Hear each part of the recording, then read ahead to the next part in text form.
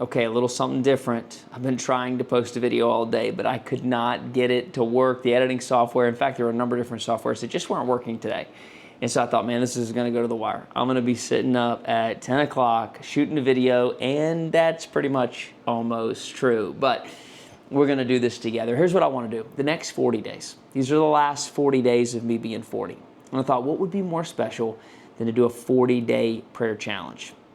If you remember, we just did the 5 pillars. The 5-pillar leader was kind of the series, and I introduced you to all 5 pillars: professional, physical, spiritual, financial, and relational. We kind of talked about each one of those. And as we were doing that, I was thinking, we haven't really focused on the spiritual pillar during this 365-day journey. And that's something I want to do a lot more of coming out of this journey, because these are a lot of the questions I get on a weekly basis is, what does the world look like through a spiritual lens? And I'm going to give you my opinion, and I'm going to give you some of my thoughts and my insights and my life experience on this pillar. And what better way to do it than to finish the last 40 days of being 40 with a 40-day prayer challenge. The resource that I use when I do a 40-day prayer challenge is this book, Draw the Circle by Mark Batterson. I've probably done maybe 3 times. I've done this probably 3 times. And every time there is a shift. Something changes. The trajectory of my life changed the first time, and I ended up selling a business and moving into what I'm doing right now. And then the second time, I ended up signing up for a public speaking, huge program that I got to be a part of. And it just, a door opened, and I just walked through it each time. And my life looked different, and my life looked better. And so as I'm leaving 40, I thought this would be a great thing to do, and I want to do it with you. And so each day I'm just going to focus on a thought. Do you need the book? No, you don't have to have the book. You could just follow along on the journey. But I'm going to focus on a thought that comes to my mind as I'm reading it, kind of share that with you. So in this video, I want to talk about the 3 things you need to do before you take the journey. If you're going to have a prayer journey, if you're going to have a 40-day prayer challenge, what do you need to do? I'm going to give you 3 things. The first thing that you need to do is you need to set aside time.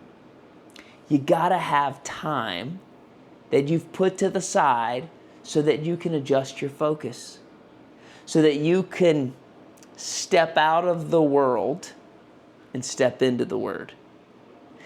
I once heard it said that reading the Bible is how God talks to us. Prayer is how we talk to Him, right? That's how the communication happens, 2-way communication.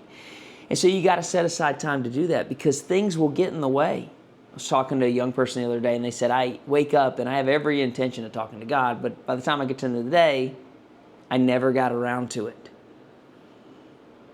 So it's going to happen. Things are going to crowd out your day. You got to set aside time. The second thing you have to do, if you're going to go off and have a meaningful 40-day prayer challenge or a meaningful prayer life, is you got to pick a place. You got to have a place that you spend that dedicated time in. For me, it's right here at the breakfast table. That's why I brought you here today. In fact, right out this window here, I can see the sunrise in the morning. And so if I'm here about 6:15 to 7-ish in the morning, somewhere around that time block, that's my set-aside time. This is my set-aside place, and this is where I can focus. This is where it feels very consistent for me. So I have usually a freshly brewed cup of coffee. I've got my Bible open. I spend my time here in the morning, and I renew my mind for the day ahead. So I've set aside time. I set aside a place. And here's the third one. Make a list. Make a list. In fact, in the book, coming out of the introduction, let me tell you what Mark Batterson said that made me think about making a list. He says, too often we pray for something once and then completely forget about it. So we say, here's what I want to change over the next 40 days, and then we forget about it.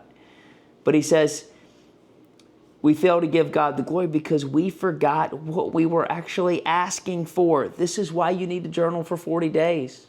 So what I did was I said, okay, I'm going to make a list like I have in the times past. And I went to the page that's blank between the introduction and chapter 1, and I wrote out the things that I'm praying for the next 40 days. And I am excited to see what God will do over those next 40 days. You know, one thought I'll leave you with that was in chapter 1 is Mark Batterson says, if you establish a prayer routine, your life will be anything but routine.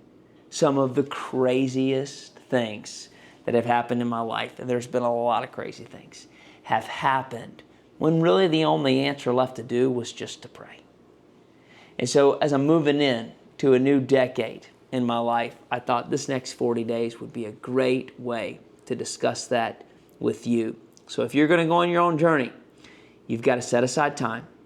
You've got to pick a place, and you got to make a list. And I think you're going to be amazed at what you see happen. I'll see you tomorrow.